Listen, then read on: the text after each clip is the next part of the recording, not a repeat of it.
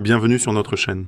Aujourd'hui, je vais vous montrer comment nettoyer le buzzer, c'est-à-dire le haut-parleur des sons, sur un téléphone Google Pixel 6a.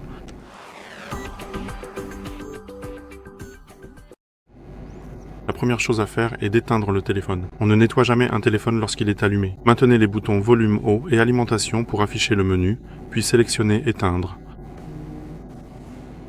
Une fois le téléphone éteint, nous pouvons passer au nettoyage. Pour cela, nous avons besoin d'une brosse rectangulaire à poils souples. Les poils doivent être souples ou de dureté moyenne, sinon ils rayeront votre téléphone. Nous avons besoin d'alcool isopropylique pur à 100% pour nous permettre de nettoyer cette saleté, afin qu'il s'évapore ensuite sans laisser de traces. Vous pouvez acheter cette brosse et ce diffuseur dans un kit sur Allegro ou Amazon. Et si vous n'en avez pas, vous pouvez essayer d'utiliser simplement une brosse à dents. Assurez-vous simplement que les poils soient souples ou de dureté moyenne. Sinon, comme je l'ai dit précédemment, vous rayerez votre téléphone. Donc une fois le téléphone éteint, imbibez bien la brosse avec de l'alcool isopropylique pour qu'elle soit humide. Prenez le téléphone en main. Le buzzer se situe précisément de ce côté. Pour un entretien optimal, nettoyez cet orifice dans une seule direction. Faites environ 10 à 15 passages pour nettoyer parfaitement le connecteur et assurer son bon fonctionnement.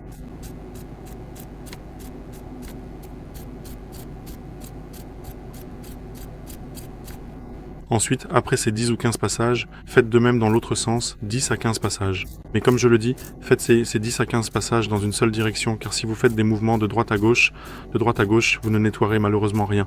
Vous ne ferez que déplacer la saleté dans l'orifice, elle ne sortira pas et vous ne parviendrez pas à nettoyer correctement. Vous ne nettoierez pas du tout le buzzer. Après avoir effectué 10 ou 15 passages de droite à gauche, nous pouvons alors répéter exactement la même opération, cette fois-ci en nettoyant soigneusement vers l'écran. Pour nettoyer plus précisément la partie qui est orientée vers l'écran et faire de même ensuite vers le clapet.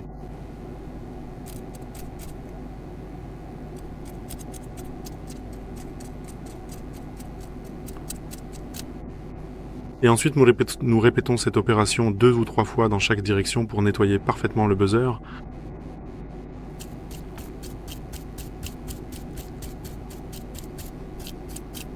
Comme je le dis, au moins 10 répétitions dans une direction.